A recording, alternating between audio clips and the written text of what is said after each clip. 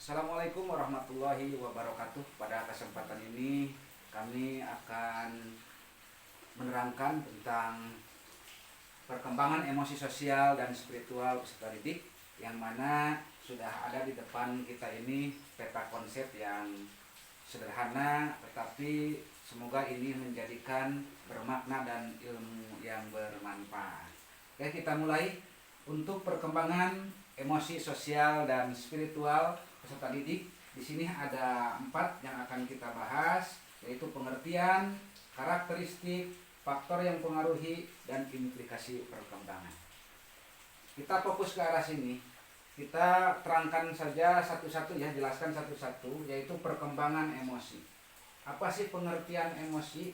Di sini sudah terlihat, pengertian emosi adalah perasaan yang ada dalam diri individu, yang berfungsi untuk komunikasi, menyatakan segala kebutuhan dan perasaan individu satu dengan individu yang lainnya.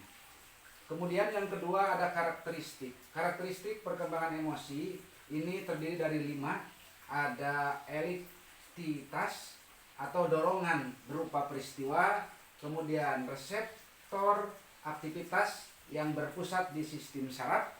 Kemudian yang ketiga ada state, yaitu perubahan spesifikasi. Yang keempat, expression, perubahan pada daerah yang diamati seperti muka dan sebagainya. Dan eksperiensi, itu juga persepsi dan intervensi individu.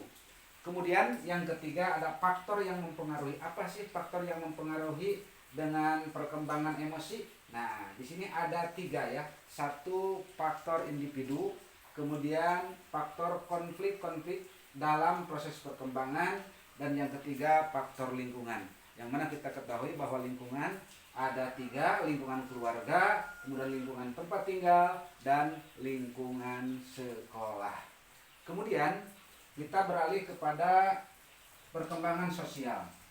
Perkembangan sosial mempunyai pengertian area yang mencakup perasaan dan mengacu pada perilaku dan respon individu terhadap hubungan individu yang lainnya. Karakteristik perkembangan sosial terutama yaitu pada usia 12-18 tahun atau 20 tahun, karena kami mengajarnya di usia SMK, yaitu usia 12-18 tahun. Ini terdiri dari ego identity versus role of fashion, yaitu tahapan di mana mencari jati diri sendiri, rasa ingin tahu, rasa ingin mencoba yang baru, itu adalah dalam fase usia 12-18 tahun, bahkan 20 tahun.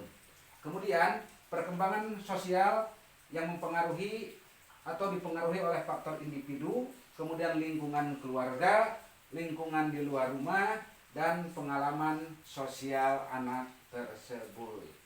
Kemudian yang ketiga, perkembangan spiritual. Pengertian pengembangan spiritual yaitu cita rasa totalitas kedalaman pribadi manusia. Karakteristik yang ada di perkembangan spiritual, yang pertama adalah the fairy tale stage, tingkat dongeng. Kemudian yang kedua, the realistic stage, tingkat kenyataan atau konkret. Yang ketiga, the individual state, yaitu bisa berpikir abstrak. Kemudian faktor apa saja yang mempengaruhi perkembangan spiritual? Di sini banyak sekali diantaranya. Ada lingkungan keluarga, itu mempengaruhi. Kemudian lingkungan sekolah, kemudian lingkungan pergaulan, kemudian lingkungan masyarakat, lingkungan atau faktor yang genetik, turunan dari gen. Kemudian yang keenam, tingkat penalaran, dan yang ketujuh adalah teknologi. Yang terakhir, implikasi dari perkembangan sosial, perkembangan emosi, perkembangan spiritual, yaitu terdiri dari 13 implikasi, banyak sekali. Yang pertama, implikasi perkembangan emosi sosial dan spiritual peserta didik, yaitu mengembangkan kesadaran diri. Kemudian belajar mengambil keputusan pribadi. Kemudian yang ketiga, belajar mengelola perasaan. Selanjutnya, belajar menangani stres, belajar berempati, belajar berkomunikasi, belajar membuka diri, belajar mengembangkan pemahaman. Jadi kita belajar untuk pemahaman kita, intelektual kita, dan seterusnya. Kemudian belajar menerima diri sendiri.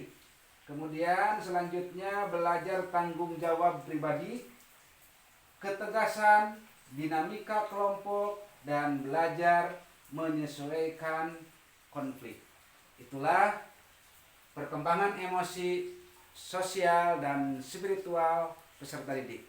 Semoga bermanfaat ilmu yang sudah diberikan, pembahasan yang sudah kita laksanakan, menjadikan jalan untuk menuju ke arah yang lebih baik. Terima kasih. Wassalamualaikum warahmatullahi wabarakatuh.